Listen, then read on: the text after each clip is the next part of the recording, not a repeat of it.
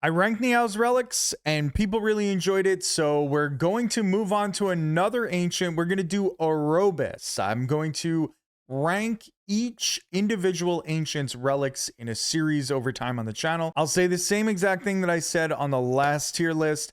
Let me know in the comment section. I want to know what you think. If you think I'm undervaluing certain things, if you think I'm overvaluing certain relics, I would be very, very interested in hearing. The first relic to talk about is Sea Glass. See 15 cards from another character. Choose any number of them to add to your deck. This is very fun. It is an extremely, extremely fun relic, but it's kind of the definition of risky picks. It can be very, very powerful. It can be very, very good. I don't really want to put it into trap tier because I do think that certain characters mixing with each other is going to create like really, really cool results. For example, Necrobinder and Ironclad, you're going to have sort of the best of the exhaust worlds. You know, you're going to have ethereal cards from Necrobinder. You're going to have the exhaust engines from Ironclad.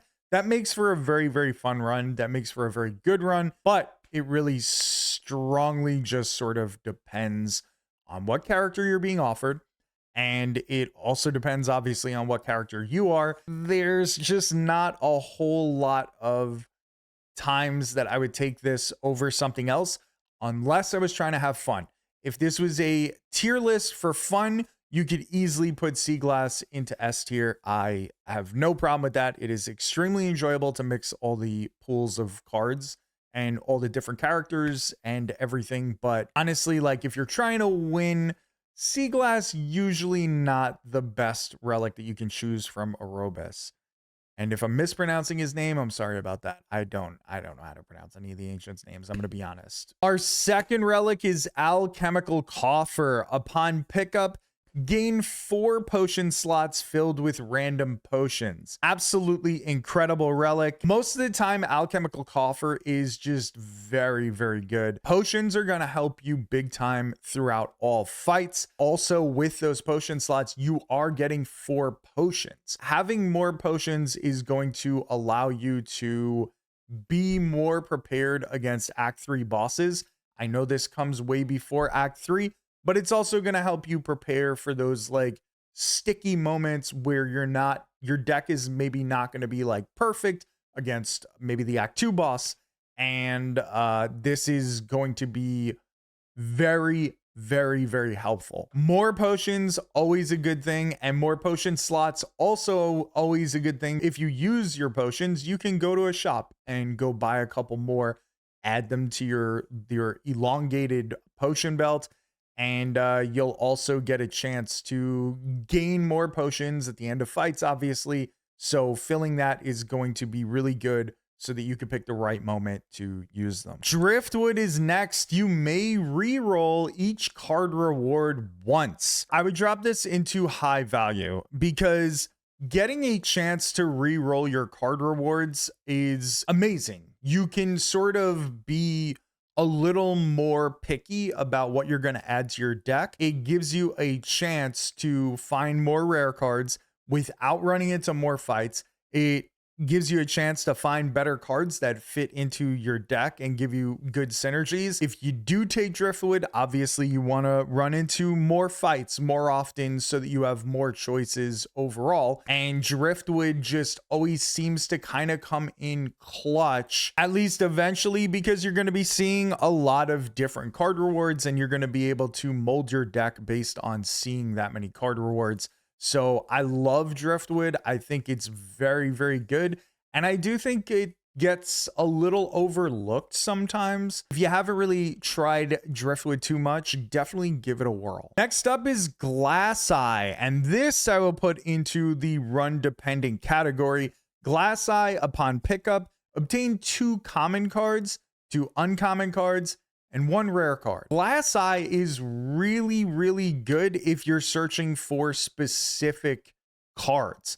It's very, very helpful if like your deck is not really super well built for Act 2. There are times where, you know, you just don't really need more cards or you don't really want more cards. You'd prefer relics. I put Glass Eye right there into the run dependent tier because it's really great in the right situations. To be honest, all of Orobas's relics are really, really good. This tier list is sort of nitpicking and explaining like the right situations to use them, because most of them are just very good in general and useful under almost any circumstance. I really like Orobas because he has so many relics that are sort of malleable. They're very versatile relics.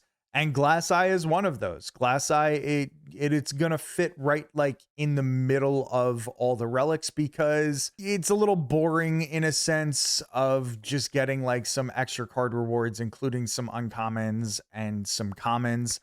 And so I can understand like the hesitance to take it. In the right run, this is absolutely incredible. I kind of feel like Glass Eye is the ultimate safe relic. If you take it, there's nothing wrong with that, because you could always skip the cards. You don't have to add them to your deck. You might run into something really good. So if you're afraid to take anything else, this is just like kind of just risk free, but it's less likely to high roll on anything. Next up, we got Radiant Pearl. At the start of each combat, add 1 Luminesce to your hand. Luminesce is a retain card that gains 2 energy and then you exhaust it. It's a 0 cost retain card. I'm putting this directly into Snap Pick. This is maybe the best relic that Orobas has.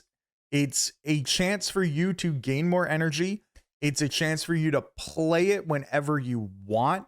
It's very, very good because you just can hold on to it for a really long time until you come up upon your like expensive power that you want to use and you want to spend the energy on.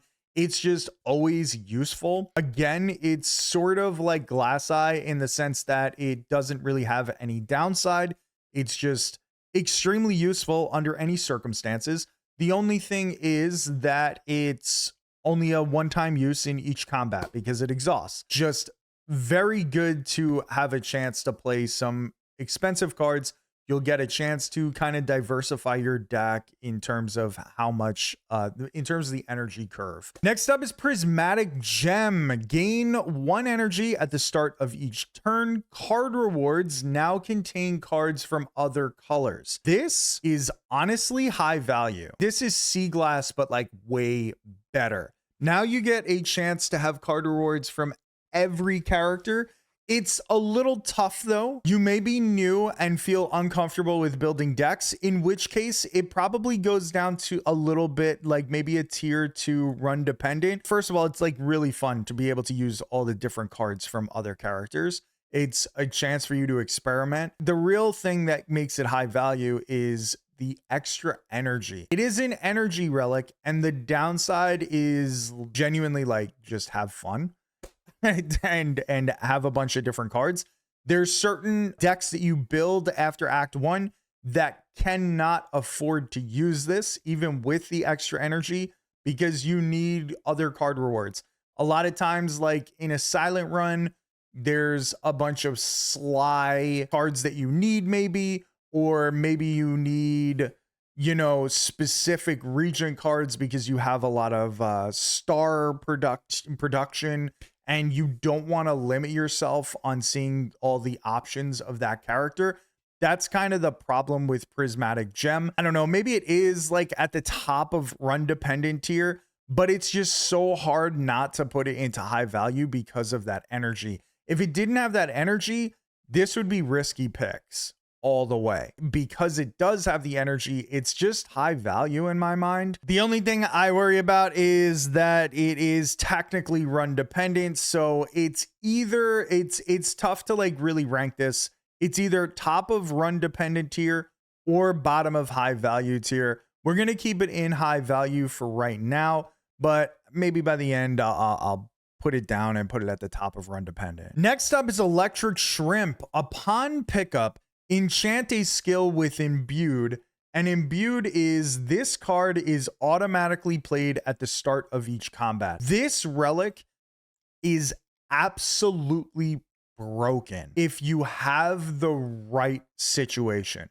we're going to drop it into the top of run dependent. I know there's going to be a lot of electric shrimp truthers that are going to ream me out in the comments, but the fact of the matter is you really need a good solid card with electric shrimp. You have End of Days on Necrobinder. That is mind-blowingly good. You start up the combat and End of Days automatically gets played. All the enemies that you're facing all get a massive amount of doom, and it tries to kill them if the doom fills their full HP. But sometimes you just don't have this skill card that you can use electric shrimp. In the times that you have End of Days, it is a snap pick. In the times that you have these like big time skill cards that can carry a run and you just want it to be played for free at the start of combat, that's amazing. Even when you don't have necessarily the greatest skill card, but you want it to be played at the start of every turn, like say in Acrobatics, even Acrobatics ends up acting as its own version of Bag of Prep, because you're now starting with extra cards for card draw on that first turn. And the first turn is the most important turn in the game. Electric Shrimp is absolutely incredible. But I got to put it into the run dependent tier because you probably don't want to turn it into just a Bag of Prep with an Acrobatics. Maybe you do. It's not a bad choice. You can also do like a big block card at the start of your turn that goes off. And in that situation, that block card becomes your own version of Anchor. That's really good. But you don't always need to block turn one. You don't always need to draw extra cards on turn one. I guess that's kind of silly because you do want to draw extra cards on turn one. It's good, but you can get yourself a Bag of Prep to do that anyway. Electric Shrimp is just very good, but I've run into it a lot of times where after Act 1, I didn't have a good skill that I could imbue to automatically play at the start of the combats. In that case, like I really can't take it. But if you do have a skill that you can imbue, that's going to be mind-blowing. You want that. Like that's a snap pick. That's like an immediate pick. So that's why I put it into run dependent, because it genuinely depends entirely on what your deck contains at that moment. If you could hold on to Electric Shrimp and then imbue something that you got along the way, holy shit, that would be an immediate snap pick. That would be absolutely S tier, but that's not how it works. So unfortunately, Electric Shrimp is run dependent. Next up is Sandcastle, and Sandcastle upon pickup upgrades 6 random cards. Sandcastle sounds amazing, and on the surface it is. Upgrading 6 cards is incredible. The problem with it is that they're random, and for that I'm gonna drop it right into the trap tier. This is usually the last relic that you want from Orobas. It is very strong in the right situations. Most of the time, you're not going to have that right situation after Act 1. Most of the time, you're going to have a couple strikes in your deck still, a bunch of defends, or, if you were lucky enough to remove 4 out of your 5 strikes or something like that, maybe it's okay because you don't mind upgrading some defends. The randomness of it makes it like much less reasonable to take, considering there's so many great relics that Orobas offers. Again, if you only have good cards and any of the upgrades are going to be great, then you can use Sandcastle to upgrade 6 random cards in your deck. You have a 15 card deck and you got no strikes, no defense. That's awesome. I just don't really see that many times where that circumstance is ever really going to come up. It's strong in that case, but that's just like 99% of runs are just not going to have that situation. So the next 2 relics are where things are going to get a little bit complicated, I suppose. We've got Touch of Orobas. Upon pickup, replace your starter relic with an ancient version. I want to break down each relic that you could potentially get. Touch of Orobas itself is technically run dependent, but let's break down what each of those runs depends on by talking about each of the relics. The first one we're going to talk about is Black Blood. So Black Blood would replace Burning Blood, which is at the end of your combat heal 6. Black Blood's going to allow you to heal 12 at the end of your combat. Just sort of solid. I would put this into run dependent. It's not something you necessarily really want. Healing an extra 6 HP at the end of each combat is very, very good, but is it really better than getting an electric Shrymp? Is it really better than getting Glass Eye and being able to take, you know, extra cards and stuff like that? I don't know. It really depends on the build you have. If you have a build where you're doing a lot of self damage, yeah, Black Blood's gonna probably be reasonably strong. It's just sort of vanilla. It's like one of those things that I personally just like don't really think you want. You're gonna hear me say that about a lot of the Touch of Orobas ones. They're good, but they're replacing a starter relic, and the difference is not super strong that it's gonna be dramatically needed. To be honest, talking about this, I actually do want to put it in trap tier. I want to drop it into trap tier. I don't think Black Blood is worth it, like, you know, like 90% of the time. It seems like the very definition of a trap. There are obviously like certain times where like you don't want to take Sea Glass. The cards are not going to work out for you. You don't want to take Sandcastle because you got too many strikes and stuff like that. And you do have some self damage. Black Blood is just like very safe and very boring, but not in the good sense of Glass Eye or maybe even like Radiant Pearl. It's just sort of like an extra 6 HP. I'll say this again, it's not bad or anything because like pretty much none of Orobas's relics are actually bad, but it does feel like a trap because there's just so many better relics that I'd rather have over Black Blood unless like the most extreme obvious circumstances were happening in my deck. The next character dependent relic is Ring of the Drake, and this is for Silent. At the start of your first 3 turns, draw 2 additional cards. We're going to drop this directly into run dependent category. I don't think it's super strong. I'll be honest. This is another kind of Black Blood situation where it sort of maybe feels like a trap, but card draw is also very strong. I think it would be at the bottom of run dependent tier. I think it's very solid in the sense of you get extra draw for 3 turns. But if fights are going to last longer than that, like the boss fights, it becomes useless. And those are the fights that you really want these relics to really take care of. It sort of just finds itself in no man's land in a sense.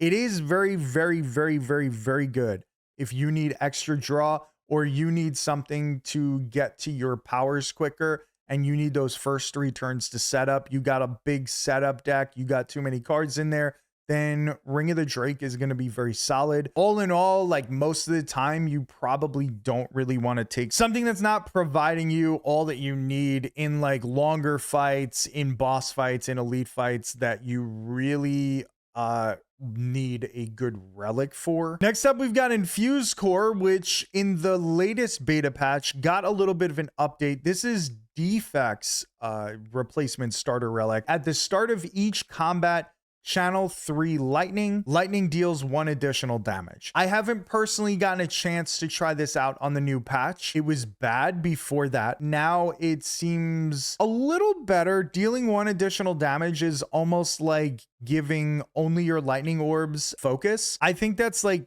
sort of run dependent because I haven't been able to test it on the beta patch yet. I don't know how significant that additional damage is going to be. It feels like it's going to be pretty significant though. Because if you do have a ton of lightning orbs, that 1 additional damage is going to help you out big time. If you're playing like a voltaic build, it's going to be solid in those situations just because of the additional 1 damage from lightning orbs. That's why I put it into the run dependent category. Before that, it was kind of just a trap. Next on the list is Regent's Relic. It is Divine Destiny. At the start of each combat, gains 6 stars. This is just kind of solid. I think that this is just going to be sort of solidly at the bottom of high value tier, maybe at the top of run dependent. That's really nice to be able to get 6 stars on the start of your turn, especially if you have something really expensive that costs stars.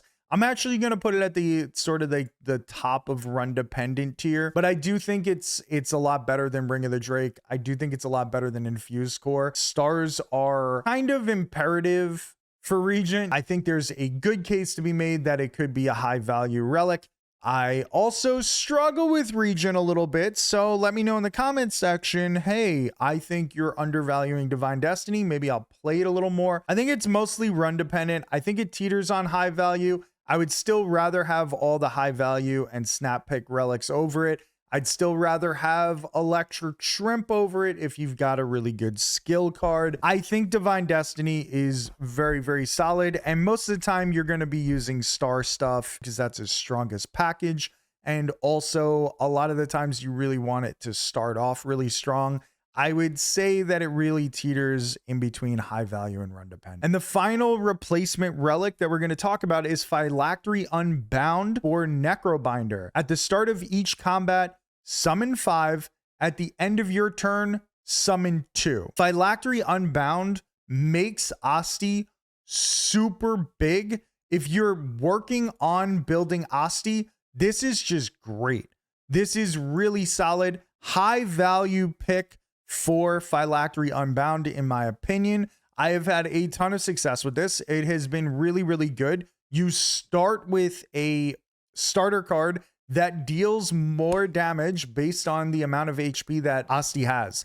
This is incredibly strong. It's also just built-in automatic block that's coming in. I maybe even want to put this like sort of at the top of high value, maybe closer to snap pick. This is undoubtedly the best Touch of Orobas relic, in my opinion. Even in the situations where you're not focused on Asti as much, this is going to provide value in terms of defense, in terms of you're probably going to have Unleash still in your deck by the end of the run. So it's going to provide some sort of attack value from that card. And I personally love Phylactery Unbound. I think it's an absolutely awesome relic. That is, in my mind, the undoubted champion of Touch of Orobas. And then we come to the final relic that Orobas is going to offer.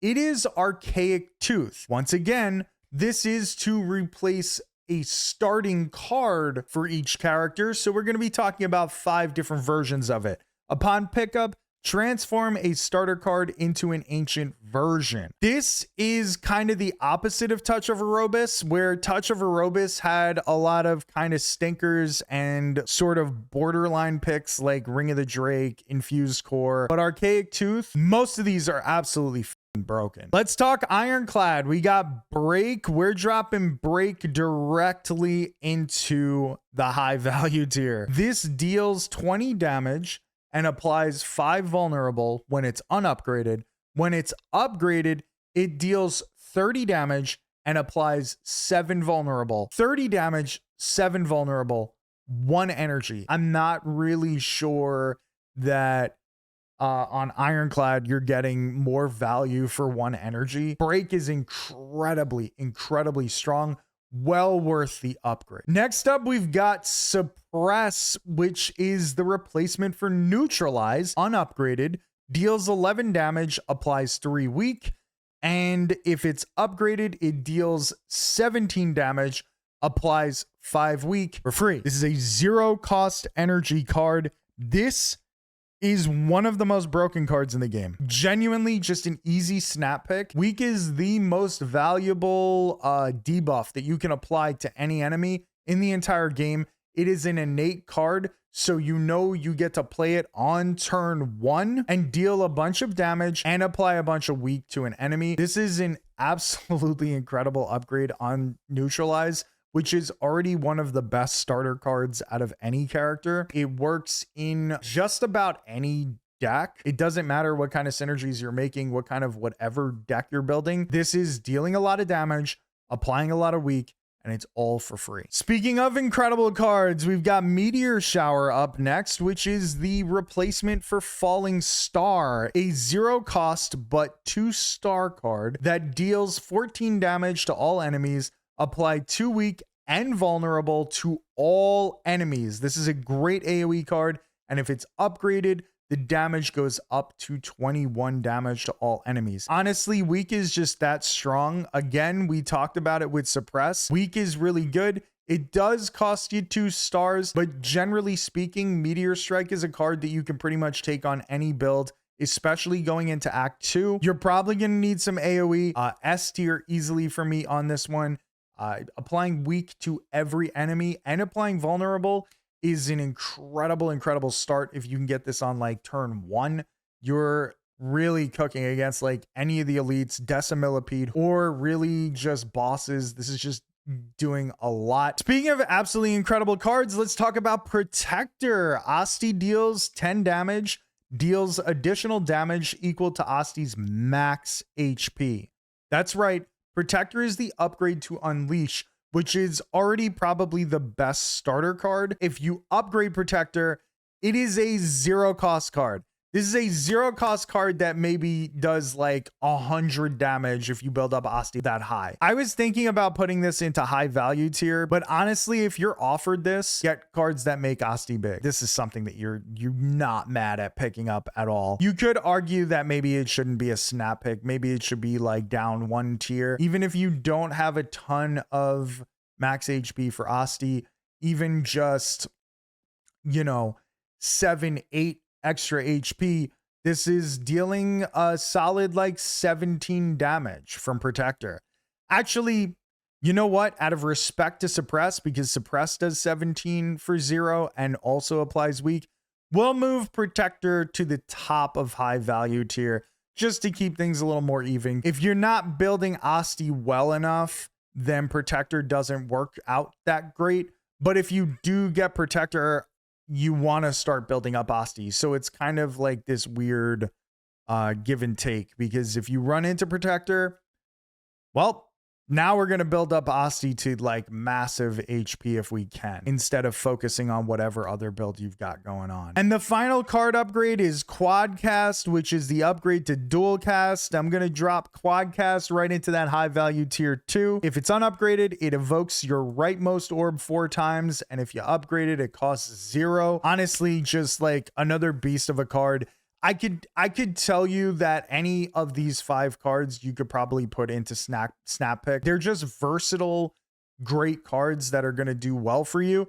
The only thing about Quadcast is sometimes you're not really building up orbs on Defect. So in that case, I do value this like the least out of all of them. In that situation, it maybe is like the top of run dependent tier. It feels way too strong to put into run dependent though. All right, we made a new tier. We added a new tier because these 3 just teeter in between high value and run dependent. I'll briefly explain once again why. Prismatic Gem, you might not want to add all those other crazy cards to your possible card rewards, but you do want that energy. Electric Shrymp, sometimes you just don't have the skill, but when you do have the right skill, it is S tier. And Quadcast, same thing. Sometimes you just don't really have the orb build, so Quadcast doesn't really super work out, but at the same time, it's very similar to Protector, because once you get Quadcast,